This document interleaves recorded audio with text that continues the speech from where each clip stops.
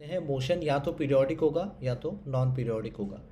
तो जब हम किसी चीज़ को थ्रो कर रहे हैं या कोई बॉडी मूव कर रही है एक्स एक्सिस से, मान लो कोई प्रोजेक्टाइल मोशन हुआ, तो ये बेसिकली क्या होता है ना, ये रिपीट हो नहीं रहा है, तो इसको हम लोग पीरियोडिक नहीं कहते, ये नॉन पीरियोडिक में आता है। ऑन द अदर हैंड अगर हम लोग पीरियोडिक मोशन की बात करें तो पीरियोडिक मोशन का हम लोग दो पार्ट में फिर से डिवाइड कर सकते हैं, या तो ऑसिलेटरी है या तो नॉन ऑसिलेटरी है। ठीक है, तो इन जनरल अगर मान लो अपना जो सन है और सन के चारों तरफ जो अर्थ मूव हो रही है, that means the earth is started from here and it will take the entire rotation and it will come back to the same position. So ये मोशन पीरियोडिक तो है बिकॉज ये after particular time interval repeat तो हो रही है, लेकिन non oscillatory है। और अगर हम लोग ऑसिलेटरी की बात करें तो मान लो पेंडुलम, तो जब हम लोग पेंडुलम की बात करते हैं, मान लो इस वाले पोजीशन पे है और हमने यहाँ पे उसको उठाया और उसको फिर छोड़ दिया। जब उसको छोड़ा तो इट्स गोइंग टू ऑसिलेट और मूव टू एंड फ्रो। तो पहले तो यहाँ ले गए, उसके बाद उसको छोड़ा, फिर यहाँ गया, वापस यहाँ आया।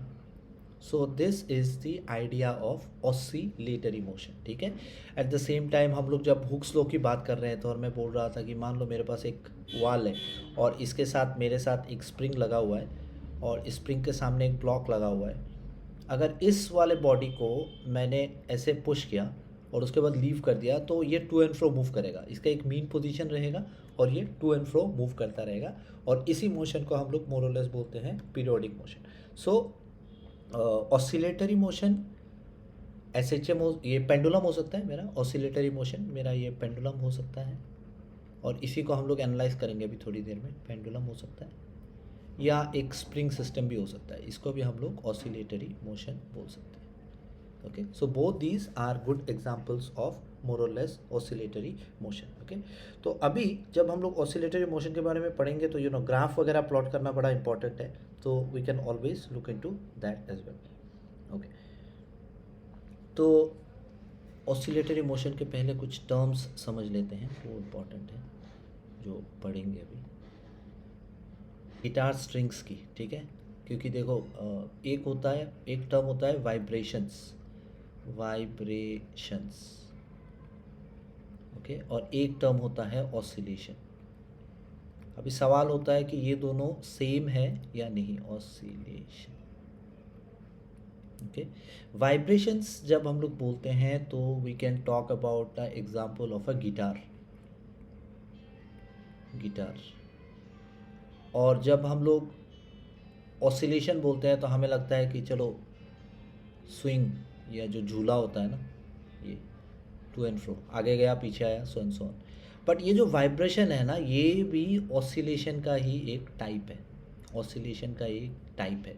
ठीक है, तो वाइब्रेशन जब हम लोग बोल रहे हैं, ओके, जब भी हम लोग बोलते हैं कि कोई चीज़ वाइब्रेट हो रही है, या गिटार स्ट्रिंग ही ले लो, जब हम लोग गिटार स्ट्रिंग को ऐसे पुल करेंगे तो ऐसे पुल होगा, उसके बाद it's going to move to and fro.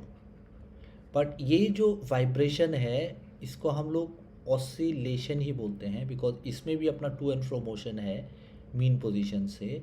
But the difference is कि नॉर्मली जब हम लोग स्विंग की बात कर रहे हैं या पेंडुलम की बात कर रहे हैं या स्प्रिंग की बात कर रहे हैं, वाइब्रेशन जो है ये बहुत फास्ट होता है, बहुत फास्ट होता है, तेज़ी से। और फास्ट का मतलब ये होता है कि इसकी जो फ्रीक्वेंसी है वो काफ़ी हाई है, इसे हम बोलते हैं फ्रीक्वेंसी। सो अभी मैं आऊँगा टर्म्स पे विच आर इम्पॉर्टेंट, सो हम लोग अभी थोड़ी देर में फ्रीक्वेंसी की बात करेंगे। ठीक है, so that is very important. Okay, apart from that एक नोट इम्पॉर्टेंट है यहाँ पे कि देखो all oscillatory motion are periodic in nature. ठीक है, तो ऑसिलेटरी मोशन और पीरियोडिक मोशन सिमिलर चीज़ें होती हैं। Oscillatory motion are periodic in nature, are periodic always। ठीक है, हमेशा। तो कभी कभी क्या होता है, मल्टीपल चॉइस क्वेश्चन में ऐसा आ सकता है, जेई नीट में भी देते हैं काफ़ी, कोई भी मोशन बोल देंगे। ठीक है, मान लो movement of a car, is it oscillatory motion? Answer is no. ठीक है, अभी मान लो motion of the planet around the sun, again not an oscillatory motion. बोलेंगे guitar string, oscillatory motion, pendulum, spring, swing, ये सारी चीज़ें होती हैं अपनी ऑसिलेटरी मोशन, ठीक है। तो ऑसिलेटरी मोशन में जाने से पहले कुछ टर्म्स जानना बड़ा इंपॉर्टेंट है, तो इसको थोड़ा जान लेते हैं, ठीक है। तो I just take one by one, okay. पहला वाला जो टर्म है मेरा, जो हमें जानना चाहिए, वो होता है फ्रीक्वेंसी। फ्रीक्वेंसी, तो तुम्हारा कोई दोस्त है जो तुम्हारे घर पे बार बार आता है और मम्मी को पसंद नहीं है, तो मम्मी बोलेगी तुम्हारे दोस्त का घर पे आने का फ्रीक्वेंसी बहुत ज़्यादा है, दिन में 5 बार आता है, महीने में 50 बार आता है, राइट। इसी को बोलते हैं फ्रीक्वेंसी, बस यही है अपना फ्रीक्वेंसी का फंडा, ठीक है। तो यहाँ पे क्या होता है, ऑसिलेशन, मान लो अपने पास अगर एक पेंडुलम है, ठीक है, और मैंने इसको यहाँ पे छोड़ा, तो क्या होगा, ये जाएगा वहाँ तक, फिर वापस आएगा, तो ये हो गया एक ऑसिलेशन। फिर से जाएगा, फिर से आएगा, 2 ऑसिलेशन, फिर से जाएगा, फिर से आएगा, 3 ऑसिलेशन। तो 1 सेकंड में वो कितनी बार वापस जाएगा और आएगा, एक बार ही हो सकता है, आधा बार भी हो सकता है, that is actually called frequency, okay. So bye frequency it means that the number of oscillation per second, कभी कभी पर यूनिट टाइम भी लिखते हैं, मतलब मान लो 1 घंटे में कितनी बार हुआ, तो तुम्हारे दोस्त का फ्रीक्वेंसी अगर 50 है महीने में, तो जैसे 50 टाइम्स पर मंथ, ठीक है। तो उसके हिसाब से हम ऑसिलेशन को हिसाब लेते हैं। तो number of oscillation per second is defined as frequency. Second हो गया टाइम पीरियड। ये सारी टर्म्स एक बार क्लियर हो जाएंगे तो उसके बाद इसको हम लोग लगा सकते हैं एक्सप्लेनेशन में और समझने में। फ्रीक्वेंसी का नोटेशन काफ़ी सारे होते हैं। It is usually denoted by n से होता है, कभी कभी एफ से भी लिखते हैं फ्रीक्वेंसी, या न्यू भी लिखते हैं, ठीक है, ये भी होता है, ठीक है। Next is time period. ये जो टाइम पीरियड है ना, ये भी फ्रीक्वेंसी के साथ कनेक्टेड ही है, और relation we are going to look into that. But उससे पहले टाइम पीरियड होता क्या है कि एक ऑसिलेशन के लिए कितना टाइम चाहिए, ठीक है, how much time is required for one oscillation, कोई डाउट है, फॉर वन ऑसिलेशन, ओके। इस पर एक न्यूमेरिकल भी कर लेंगे अभी जल्दी में, बट इससे पहले थोड़ा देख लेते हैं, okay. So this is number of oscillation per second, ये how much time is required for one oscillation. So मान लो एक पेंडुलम जो है वो यहाँ से गया, वापस आया, और इस वापस आने में उसको लगते हैं 2 सेकेंड, तो ये जो 2 सेकेंड है ना, वही उसकी टाइम पीरियड है, उसको टाइम पीरियड कहते हैं, उसी को टाइम पीरियड कहते हैं, बिल्कुल, ठीक है। तो फ्रीक्वेंसी क्या हो गया, मान लो मैंने गिटार स्ट्रिंग लिया, वाइब्रेशन हो रहे हैं इस पर, अभी देखो 1 सेकंड में वो शायद 20 बार वाइब्रेट कर ले, तो वो फ्रीक्वेंसी हो जाती है। 1 सेकंड में 20 बार वाइब्रेशन, तो उसको हम बोलेंगे फ्रीक्वेंसी, ठीक है। तो अगर फ्रीक्वेंसी की बात करें, मान लो 1 सेकंड में 20 बार vibration, so this would be the frequency. और अगर हम लोग टाइम पीरियड की बात करें, तो मान लो एक ऑसिलेशन के लिए या एक वाइब्रेशन के लिए बोल सकते हैं, इसको लग रहा है मान लो 0.1 सेकेंड, तो इसको हम लोग बोलेंगे टाइम पीरियड, ठीक है। दोनों कनेक्टेड है मोर और लेस, लेकिन इन दोनों में एक रिलेशन भी है जो काफ़ी सिंपल है, ठीक है, और इसको हम लोग देखेंगे। जो टाइम पीरियड होता है ना, T is inversely proportional to frequency, 1 divided by nu, ठीक है। और अगर हम लोग इसको कांस्टेंट के हिसाब से देखें, बिकॉज हम लोग पर सेकंड की बात कर रहे हैं, we can directly take it as 1 divided by nu, और 1 डिवाइडेड बाई एन, और 1 डिवाइडेड बाई एफ, ठीक है। तो या 1 डिवाइडेड बाई एफ भी लिख सकते हैं। सो टाइम पीरियड और फ्रीक्वेंसी का ये डायरेक्ट कनेक्शन है। अगर किसी भी चीज़ का मेरे को टाइम पीरियड पता है, तो मैं उसकी फ्रीक्वेंसी भी निकाल सकता हूँ, ठीक है। आ जाते हैं यूनिट पे इन दोनों के। If you are talking about the unit for time period, तो obviously the unit is seconds, okay, और ऐसा यूनिट ही लेंगे हमेशा इसका। और जो फ्रीक्वेंसी है अपनी, इसकी यूनिट होती है पर सेकेंड, क्योंकि देखो ये 1/t है, फ्रीक्वेंसी इज़ 1/t। अगर यहाँ पे देखेंगे तो इट इज़ 1/सेकेंड, और we can also write it down as hertz, HERTZ, ठीक है। और we denote it by H Z. तो ये उसकी यूनिट हो गई, ठीक है। तो ये फ्रीक्वेंसी और टाइम पीरियड दोनों में फ़र्क हो गया। सो अगर एक नॉर्मल सा क्वेश्चन लेते हैं, इफ़ गिटार स्ट्रिंग, ठीक है, गिटार स्ट्रिंग ले लेते हैं, guitar string takes 0.1 second for one vibration, एक वाइब्रेशन के लिए उसको 0.1 सेकेंड चाहिए vibration, what is its frequency, ठीक है। तो ऐसे वाले क्वेश्चन में हम लोग डायरेक्ट फॉर्मूला यूज़ कर सकते हैं, time period 0.1 second for one vibration, मतलब एक वाइब्रेशन के लिए उसको कितना टाइम चाहिए, 1 सेकेंड। तो एक वाइब्रेशन के जो टाइम चाहिए होता है उसी को हम लोग बोलते हैं टाइम पीरियड। तो ये अपना टाइम पीरियड आ गया। अभी मेरे को निकालनी है फ्रीक्वेंसी, बट हम जानते हैं कि जो फ्रीक्वेंसी है it is nothing but 1 divided by T. तो हम लोग डायरेक्ट लिख सकते हैं यहाँ पे 1 डिवाइडेड बाई 0.1। तो 1 डिवाइडेड बाई 0.1 मतलब 0.1 मतलब 1 डिवाइडेड बाई 10। तो ये 10 ऊपर चला जाएगा, दिस वुड बी 10, ओके। और यूनिट लगा देंगे हर्ट्ज। तो अपना जो फ्रीक्वेंसी आएगा इसका, इस वाले प्रॉब्लम का, दैट वुड बी 10 हर्ट्ज, ठीक है। तो ये हो गया मेरा फ्रीक्वेंसी और टाइम पीरियड का बेसिक लॉजिक, और ये काफ़ी जगह चाहिए होगा, so that's why you know it's important. Apart from that और एक टर्म है जो देख लेते हैं जल्दी जल्दी, वो है amplitude, okay. Amplitude is also important. Amplitude, कोई डाउट है तो पूछना, एकदम बेसिक से बता रहा हूँ, ओके। एम्पलीट्यूड क्या होता है, मान लो कोई भी मेरा ऑसिलेशन है और मैंने यहाँ पे जाके उसको छोड़ दिया, तो क्या हो रहा है, वो यहाँ गया वापस आया, यहाँ गया वापस आया। तो पीरियड की वो हर्ट्ज होती है क्या, फ्री वो यूनिट? या फ्रीक्वेंसी की यूनिट हर्ज होती है। हर्ज मतलब पर सेकेंड, 1/सेकेंड, ठीक है, ठीक है। क्यों क्यों होता है 1/सेकेंड, क्योंकि यहाँ पे देखो, अगर टाइम इज इक्वल टू 1/फ्रीक्वेंसी, मतलब फ्रीक्वेंसी इज इक्वल टू 1/टाइम, ऑब्वियस सी बात है। तो टाइम का यूनिट तो होता है second, so that means it is 1 divided by second. और 1/सेकेंड को हम लोग फ्रैंक हर्ज, जो एक फिजिसिस्ट थे, उनके रेस्पेक्ट में लिखते हैं यूनिट एज हर्ट्ज, ठीक है, HZ, okay. Next is amplitude. Amplitude का मतलब होता है maximum displacement from mean position. तो अगर मान लो कि कोई झूला झूल रहा है और उसकी जो डिस्प्लेसमेंट है फ्रॉम मीन पोजीशन, वो हम लोग मेजर करते हैं, वही होगा अपना amplitude, okay. Maximum displacement from mean position, वही होती है उसकी एम्पलीट्यूड, ओके। तो इस पे हम लोग काफ़ी सारी चीज़ों को देख सकते हैं। For example, if I take a bob, pendulum bob, और मान लो ये मेरी मैक्सिमम डिस्प्लेसमेंट हो गई, मैंने डिस्टेंस निकाल लिया और मैंने बोला कि इतनी इसकी मैक्सिमम डिस्प्लेसमेंट है, that would be nothing but my amplitude, okay. So ये वाली मेरी हो गई एम्पलीट्यूड ए। सो एम्पलीट्यूड का नोटेशन ए होता है, ठीक है। और इसकी जो यूनिट होती है, because it's a measure of distance, okay, इसकी डिस्टेंस होती है, यूनिट होती है मीटर।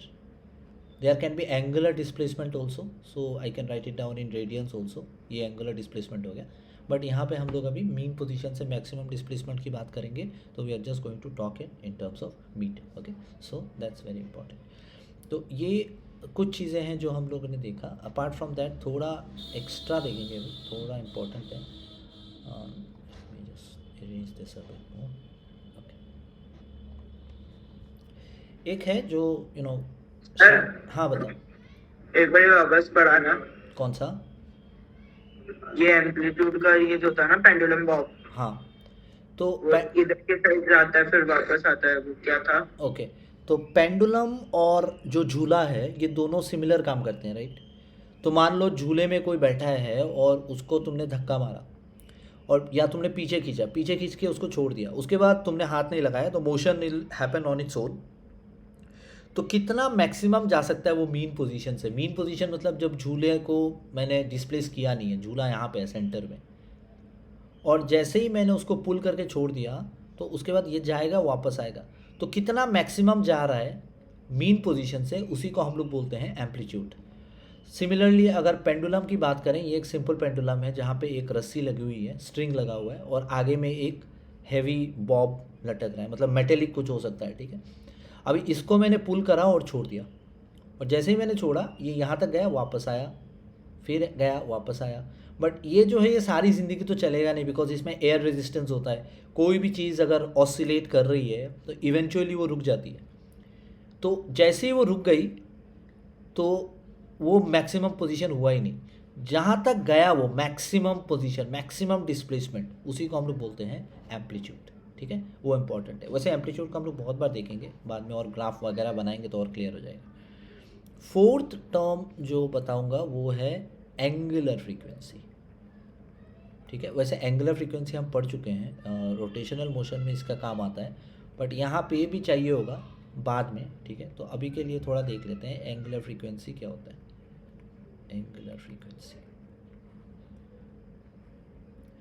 तो जब भी if there is a rotational motion, मान लो यहाँ पे ऑसिलेटरी की बात कर रहे हैं, मान लो नॉन ऑसिलेटरी की, it will keep on moving, और इस वाले पॉइंट से मान लो ये बॉडी जो रोटेट हो रही है पास करती है 10 बार 1 सेकंड में, तो हम बोलते हैं उसकी वो फ्रीक्वेंसी है, ठीक है। But there is also an angular displacement here, यहाँ से यहाँ तक लेके मान लो ये एंगुलर डिस्प्लेसमेंट है, ये थीटा है, तो ये जो मेरी एंगुलर डिस्प्लेसमेंट हो गई।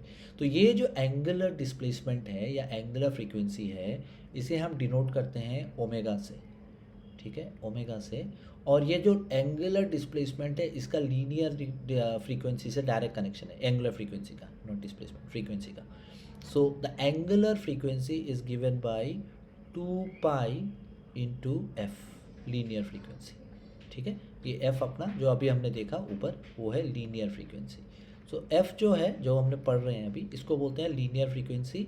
If there is a rotational motion you can also measure the angular frequency.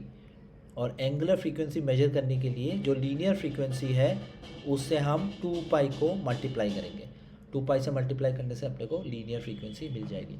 अभी वैसे हम लोग बाद में देखेंगे इसको क्लास 12 में जब हम इलेक्ट्रिसिटी वगैरह पढ़ेंगे, ठीक है। बट अभी के लिए इतना समझ लो कि जब भी हम लोग अपने एसी पावर सप्लाई की बात करते हैं अपने घर पे, हाउस होल्ड पे, तो हम लोग बोलते हैं it is having a power supply of 220 volts, मतलब जो वोल्टेज है वो है 220 वोल्ट, और जो फ्रीक्वेंसी होती है इंडिया में वो है 50 हर्ट्ज। देयर आर कंट्रीज जहाँ पे फ्रीक्वेंसी होती है 60 हर्ट्ज तक, तो ये फ्रीक्वेंसी है, ठीक है। ये फ्रीक्वेंसी होती है एसी पावर सप्लाई की। ये मेरा हो गया लीनियर फ्रीक्वेंसी।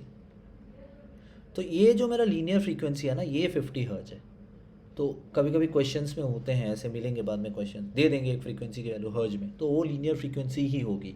और अगर मुझे इससे एंगुलर फ्रीक्वेंसी निकालनी है तो मेरे को जस्ट 2 पाई से मल्टीप्लाई करना है उसको, ठीक है। तो 2 पाई मतलब इट्स 3.14 हम ले लेंगे, और इसका अगर यूनिट निकालना होगा तो obviously it would be radian पर सेकेंड, ठीक है। So that can be possible because frequency है 1/सेकेंड ही होता है, तो रेडियन पर सेकेंड में हम लोग जनरली लिखते हैं एज अ स्टैंडर्ड नोटेशन। तो ये हो गया मेरा एंगुलर फ्रीक्वेंसी। तो इस चीज़ की ध्यान में रखना ज़रूरी है। वैसे हम लोग जब वाइब्रेशन की बात करते हैं, और मैंने जब टू एंड फ्रो मोशन के बारे में बताया, ये सारी चीज़ें हम लोग थोड़ा थोड़ा तो ऑलरेडी पढ़ ही चुके हैं, ठीक है। तो इसको अभी और थोड़ा पढ़ेंगे, ठीक है। हो गया ना, अब तक क्लियर हुआ?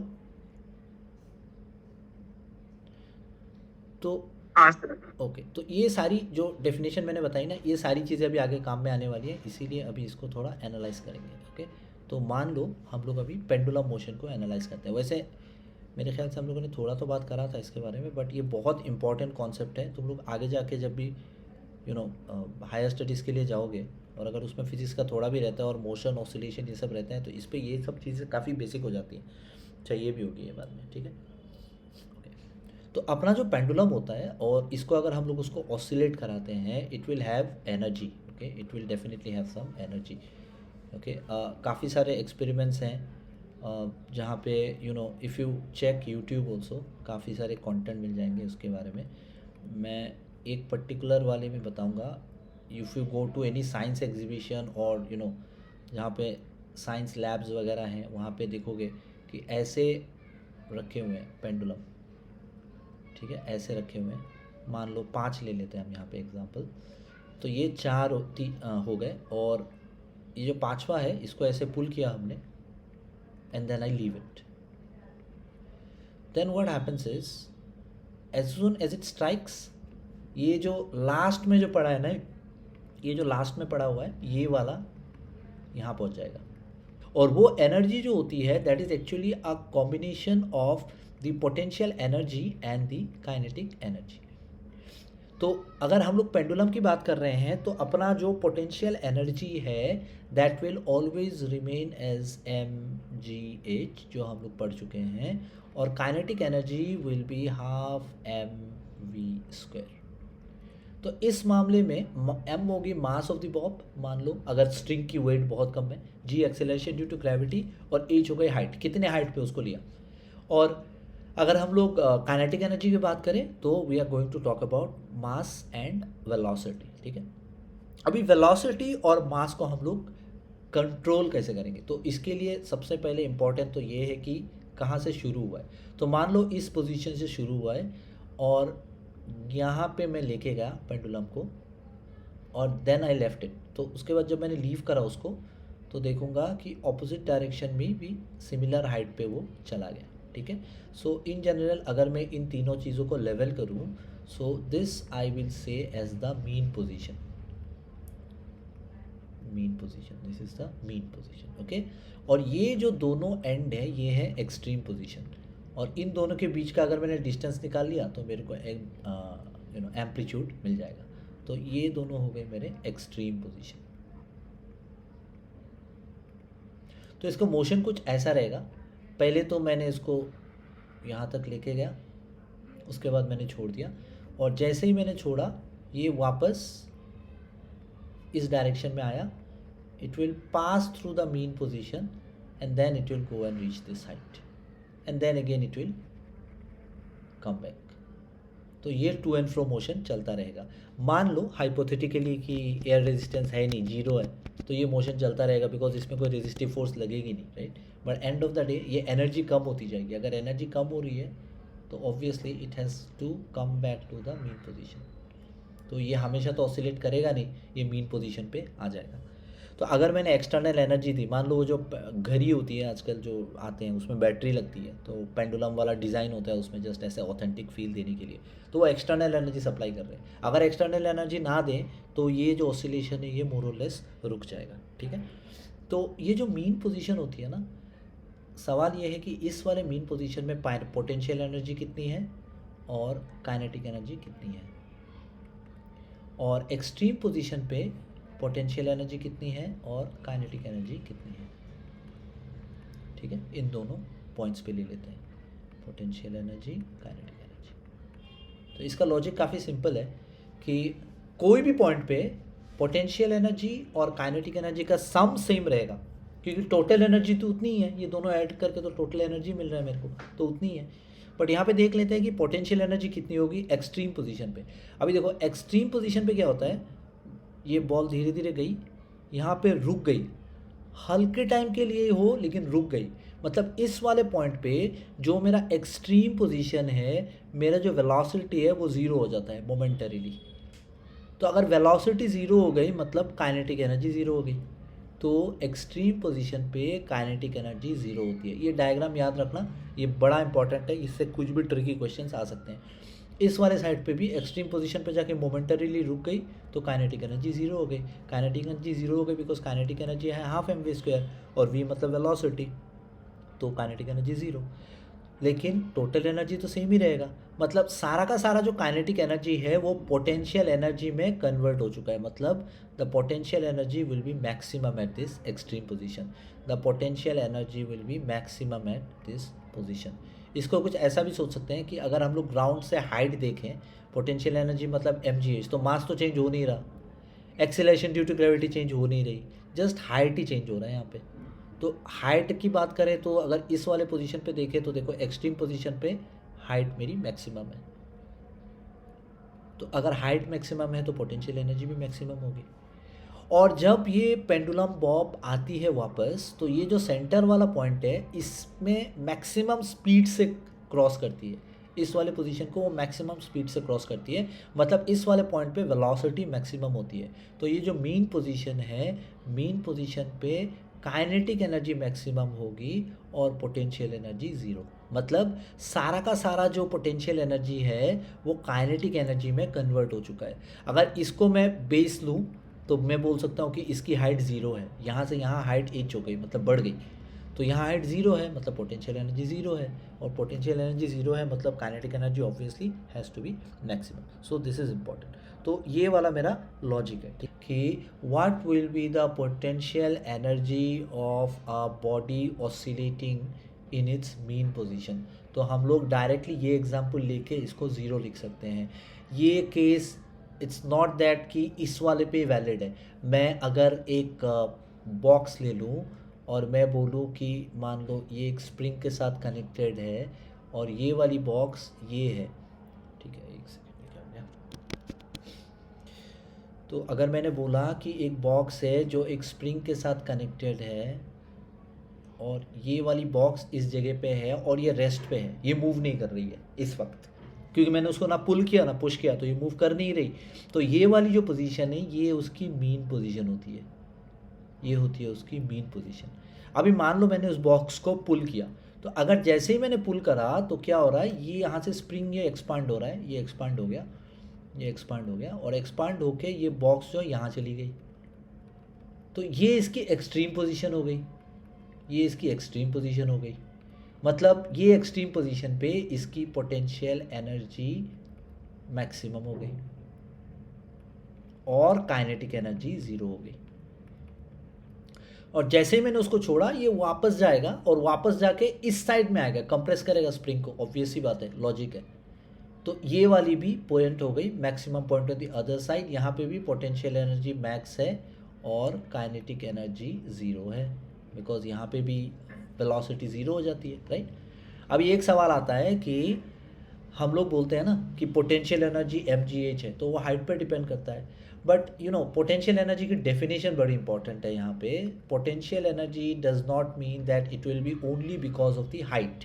ओके, सो पोटेंशियल एनर्जी की डेफिनेशन होती है energy stored.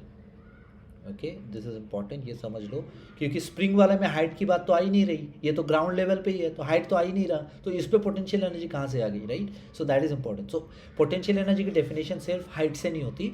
Energy stored in a body due to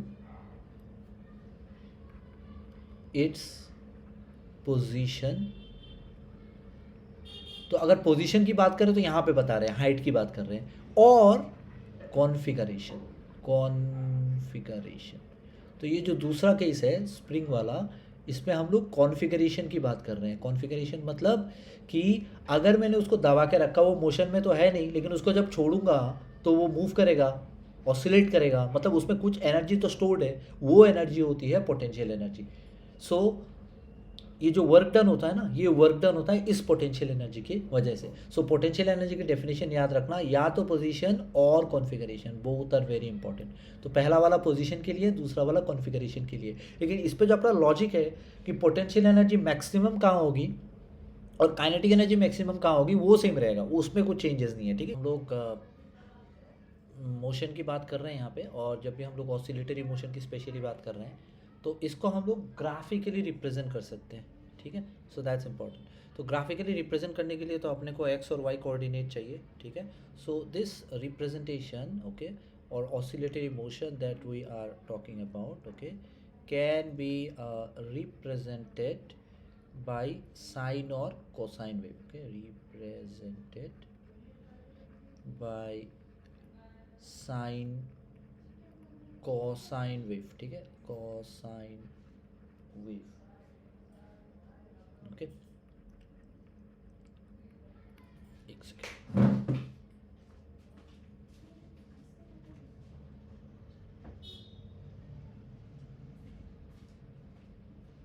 तो जब भी हम लोग इसको साइन और कोसाइन से करेंगे, देखते हैं ग्राफ कैसा दिखेगा, ठीक है। सो ग्राफ प्लॉट करना तो you know we already know, but anyway एक बार दिखा देते हैं ताकि यहाँ पे करना इजी रहेगा, प्लॉट भी सही से कर सकते हैं। तो मान लो साइन, तो साइन का एंगल्स जो बेसिक एंगल्स हैं, ठीक है, we can take it as 0 degree, और कौन सा है अपना स्टैंडर्ड वाला ही लेते हैं हम लोग अभी के लिए, 30 डिग्री, 45 डिग्री, 60 डिग्री और 90 डिग्री, ठीक है।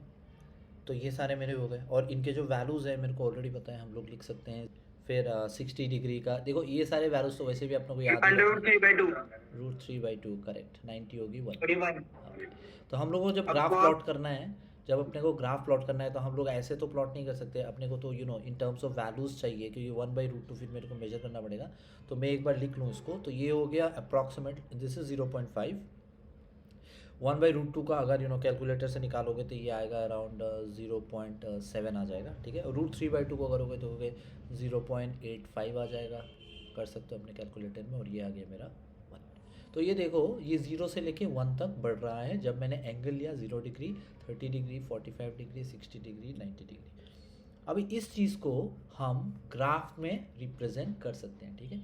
तो ग्राफ में रिप्रेजेंट करने के लिए हम क्या करेंगे, whenever we want to draw a graph, okay, I will actually show you how to draw a graph। ये समझ लो एक ग्राफ पेपर जैसे ही है, तो अपने काम आ जाएगा। मैं थोड़ा इसको और थोड़ा मॉडिफाई करके करता हूँ। तो ये मान लो मेरा एक्स एक्सिस हो गया, और इसको हम लोग ले लेंगे मेरा वाई एक्सिस। तो मैं इसको मेन लाइन पे ले लेता हूँ, okay. So this is my Y axis. तो अभी जब हम लोग एंगल्स की बात करेंगे तो what we can do is we can plot it along the X and the Y axis. तो ये मेरा हो गया एक्स एक्सिस,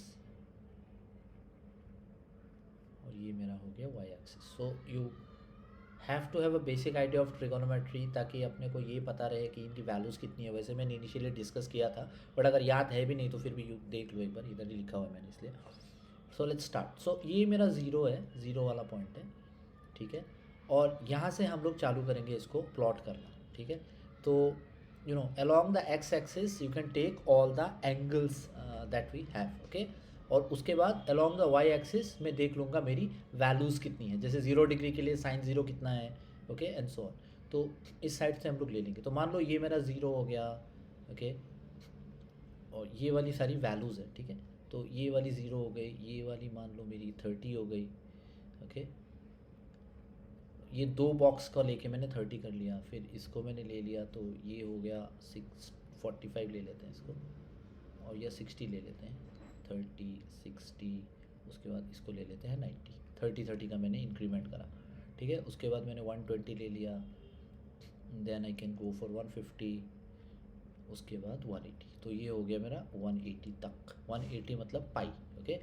सो अगर मैंने इसको ऐसे भी लिख सकते हैं, क्योंकि मेरे को पता है पाई ये बाद में काम आएगा, ध्यान रखना, is equal to 180 degree, pi is equal to 180 degree, मतलब पाई बाई 2 होगा 180 डिवाइडेड बाई 2, मतलब 90 डिग्री। पाई बाई 3 ले सकते हैं, मतलब 60 degree, right. So I can take pi by 3, pi by 3 if you do that means 180 divided by 3 which would be 60 degree. Then I can take it as pi by 4, 180 divided by 4 मतलब 45 degree, ठीक है। Then you can go for pi by 5 नहीं लेंगे, pi by 6 लेंगे, because pi by 6 अपना 30 degree है, standard angle, ठीक है। पाई बाई 5 लेने का मतलब नहीं है, बिकॉज हम लोग सिर्फ स्टैंडर्ड एंगल की बात कर रहे हैं। तो हम लोग ऐसे लिख सकते हैं 30 डिग्री, या तो हम लोग लिख सकते हैं इसको पाई डिवाइडेड बाई 6, इसको लिख सकते हैं हम लोग 60, तो हम लोग लिख सकते हैं इसको पाई बाई 3, 90 है तो हम लोग लिख सकते हैं पाई बाई 2, 120 है तो we can again write it down, but अभी ज़रूरत नहीं है, अभी इतने तक ही काफ़ी है, राइट। तो उसको तो हम लोग फिर 2 पाई से मल्टीप्लाई करके डिवाइडेड बाई 3 करेंगे। 120 को हम लोग ऐसे लिख सकते हैं 2 पाई मतलब 360 डिवाइडेड बाई 3, तो ऐसे लिख सकते हैं, and so on, you can keep on continuing this, okay. So उसको चेक कर लेना, ओके। यहाँ पे बीच में 45 आएगा, 30 और 60 के बीच 45 आ जाएगा, ओके। अभी ग्राफ को प्लॉट करते हैं। अभी वैल्यूज़ क्या है मेरे, 0 से लेके 1 तक। तो मान लो ये 0 है और ये 1 ले लेते हैं हम लोग, यहाँ पे इसको 1 ले लेते हैं। इनके बीच में आएगा 0.5, तो ये आ गया मेरा 0.5। अभी जब ग्राफ प्लॉट करना है तो मेरे को एक्स और वाई लेना है, राइट। तो let me take another colour ताकि क्लियर दिखे। तो जब ये 0 डिग्री है तो we have got it this one also as 0, sine 0 is 0, right. तो ये वाला पॉइंट, ये पहला पॉइंट आ गया मेरा। जब ये 30 डिग्री है तो ये आता है 0.5। तो जब ये 30 है तो ये 0.5, मतलब अगर हम लोगों ने मैच करा तो यहाँ पे मिल जाएगा मेरा दूसरा पॉइंट। ये 30 तो ये 0.5, ठीक है, ग्राफ समझ लो, इम्पॉर्टेंट है। उसके बाद जब ये 45 डिग्री है तो ये है 0.7, तो 45 डिग्री मतलब यहाँ पे 45 डिग्री ये हो गया, 0.7 मतलब ये 0.5 और 0.1 के बीच, ये आ गया 0.75, ये 0.75 है, तो इससे थोड़ा नीचे ही होगा, राइट। तो हम लोग ऐसे करके यहाँ पे अप्रॉक्सीमेटली यहाँ ले सकते हैं, मान लो ये मेरा हो गया वो पॉइंट, ठीक है। उसके बाद ले रहे हैं 60 डिग्री का, तो ये 60 डिग्री हो गया। जब 60 डिग्री ले रहे हैं ये हो रहा है 0.85, 0.85 मतलब 0.75 और 1 के बीच, तो यहाँ पे थोड़ा और ऊपर, तो यहाँ पे और थोड़ा ऊपर आ गया, तो we can consider this particular point. उसके बाद जब 90 हो रहा है तो अपनी वैल्यू आ रही है 1, तो जब 90 हो रहा है तो अपनी वैल्यू आ रही है 1, यहाँ पे पहुँच गए। तो अपना जो ग्राफ का नेचर है वो कुछ ऐसा है, अगर देखोगे ध्यान से तो ग्राफ का नेचर कुछ ऐसे आया। Okay, now if you plot 120 degree, देखोगे ये पॉइंट अगर यहाँ पे आया तो ये कुछ यहाँ पे आ जाएगा अप्रॉक्सीमेटली 0.7 के आसपास, ठीक है। You can take the values with your calculator and keep on doing it. और इसी तरह हम लोग 190 तक 180 तक पहुँच जाएंगे, 180 तक पहुँच जाएंगे। तो अगर मैंने और वैल्यूज़ प्लॉट करें 120, 150, 180, तो मेरे को ग्राफ का जो नेचर है वो कुछ ऐसा दिखेगा, and this is called the sine graph. But एक सर्कल कंप्लीट करने के लिए 180 नहीं 360 चाहिए। जैसे कि मैंने बोला पीरियोडिक मोशन मतलब जहाँ से चालू हुआ वहीं वापस आएगा। तो यहाँ से चालू हुआ तो मान लो ये तुम्हारा 0 डिग्री है, तो जब यहाँ पहुँचा तो मैंने बोला ये 90 डिग्री हो गया मेरा, जब यहाँ पहुँचा तो ये 180 डिग्री हो गया मेरा, यहाँ पहुँचा तो हो गया 270 और वापस आ गया, मतलब पूरा का पूरा सर्कल कंप्लीट कर लिया। तो पूरा का पूरा सर्कल कंप्लीट कर लिया मतलब इट वुड बी 360 डिग्री। उसके बाद फिर से 0 डिग्री से चालू मोशन है ना। तो अगर ऐसे करेंगे so what we can do is we can go for the negative side also, because 180 के बाद सारे वैल्यूज़ नेगेटिव में आते हैं। We are going to complete this graph. तो यहाँ पे मान लो मेरा, वैसे मैंने स्केल में ड्रॉ नहीं करा but you can get the logic, ये होगा मेरा 360 डिग्री और 2 पाई। So 2 pi will make the entire circle. This is the idea of periodic motion. So this is what we call as the sine curve or sine graph. Sine curve. तो अगर in general मुझे कोई भी motion को define करना है और वो पीरियोडिक है तो we can use the sine graph, not a problem, ठीक है। तो साइन ग्राफ अपना हो गया ऐसे कुछ। जब हम लोग इन जनरल ड्रॉ करेंगे तो it will start from 0, it will go to a maximum value, it will come back to 0, then it will go to the negative axis and then it will again go to 0, उसके बाद फिर से ये repeat हो जाएगा, ठीक है। ये हो गया मेरा टिपिकल साइन ग्राफ। ओके, अभी सवाल ये उठता है कि हमें साइन ग्राफ सीखना क्यों है, क्योंकि जब भी हम लोग पीरियोडिक मोशन की बात करते हैं the values are getting repeated, okay, ये इंपॉर्टेंट है। Periodic motion there is repetition of values, right. Periodic motion repeat हो रहा है मतलब अगर मेरे को मीन पोजीशन से वो बॉडी मूव करती है वापस मीन पोजीशन पे आ रही है वो, तो रिपीट हो रहा है मोशन, जहाँ से गई वहीं वापस आ रही है, राइट।